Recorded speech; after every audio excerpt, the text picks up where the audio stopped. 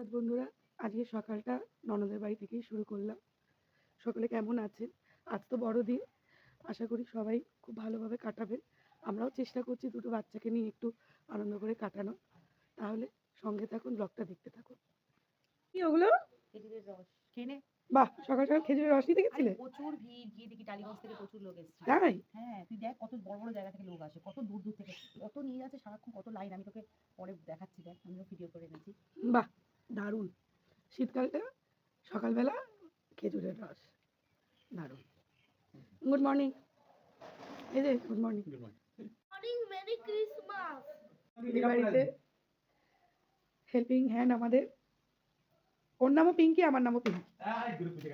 Coffee cake জমে যাবে। সবাই গুড মর্নিং বলে দাও। নাকে হাত দিয়ে বসে আছো কেন? গুড মর্নিং বলো। Good morning.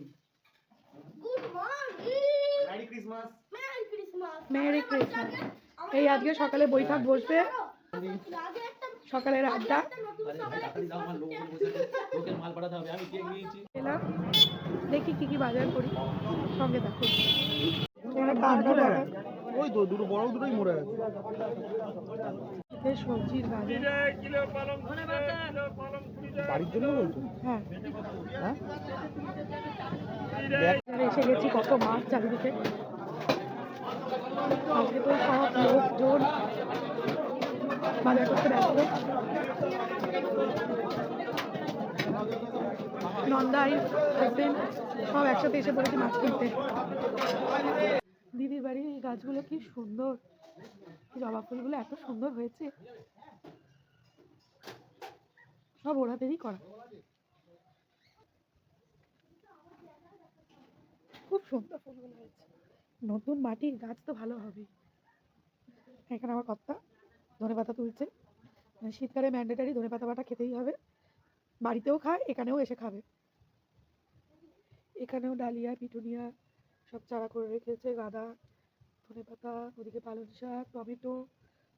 ওরও তো জায়গা অনেকটা, ভালোই চাষবাস করেছে। আজকে 25 ডিসেম্বরের মেনু: মূলো শাক ভাজা বড়ি দিয়ে, ধনেপাতা বাটা, পাবদা মাছের ঝাল, ট্যাংরা মাছের ঝাল, মাটন, চাটনি, আর অবশ্যই সাথে রয়েছে গরম গরম ভাত। আমরা লাঞ্চ টাঞ্চ করে এই বেরিয়ে পড়লাম। পুষ্পা 2 দেখতে যাচ্ছি। একবার দেখা হয়ে গেছে, আবার দেখতে যাচ্ছি ভাগনার অনুরোধে। সোনামা চলো, মামা চলো। এই যে আমাদের হিরো, শুধু কায়দা। আমরা পুষ্পা পুষ্পা পুষ্পা পুষ্পা পুষ্পা পুষ্পা পুষ্পারাজ।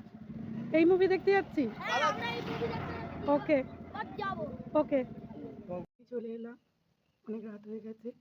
সারাদিনটা খুব মজা করে কাটালাম। আপনারা কেমন কাটিয়েছেন কমেন্টে অবশ্যই জানাবেন। শুভরাত্রি বন্ধুরা, ভালো থাকবেন, সুস্থ থাকবেন।